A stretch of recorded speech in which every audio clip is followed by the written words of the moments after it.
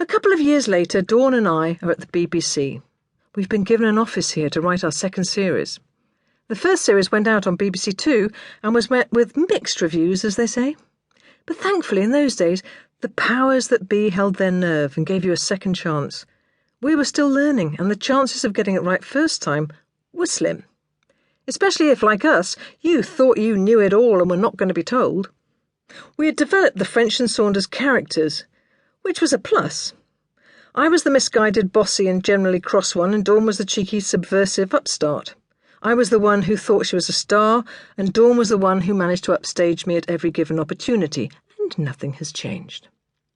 We had decided to base the first series in a studio as if we were producing our own variety show.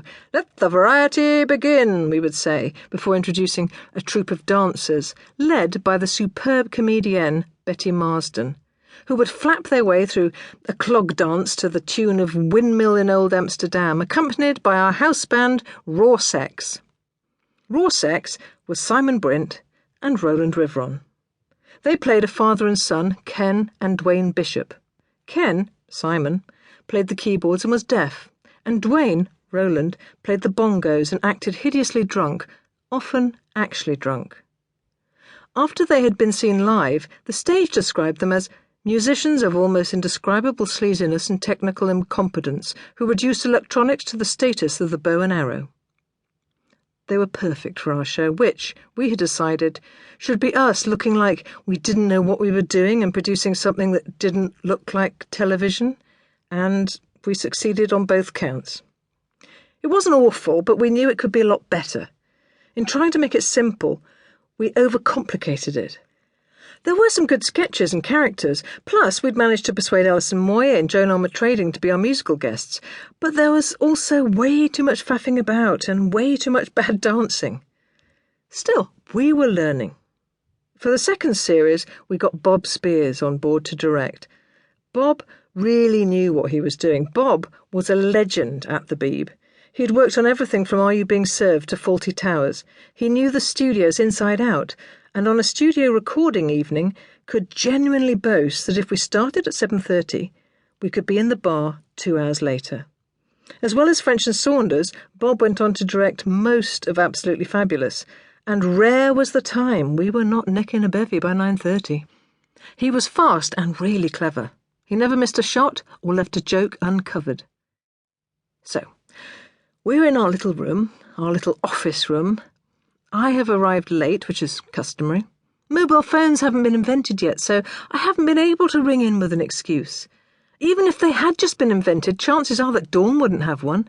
It took quite a long while to persuade Dawn to the mobile, and I have never been able to persuade her to the computer. She doesn't use one. You can't email Dawn French off the television.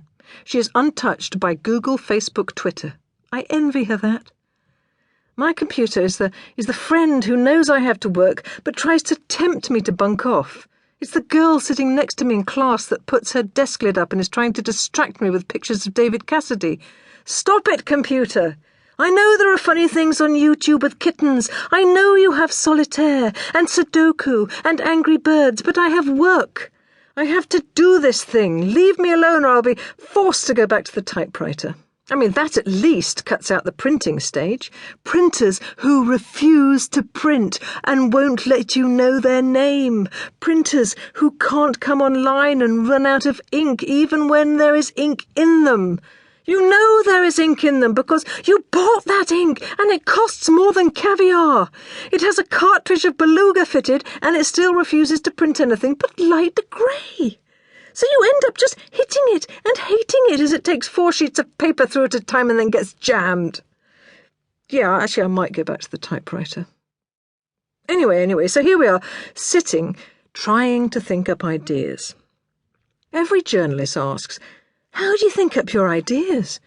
And the answer is, you just think them. I suppose the real answer is by talking, not writing, and largely by playing.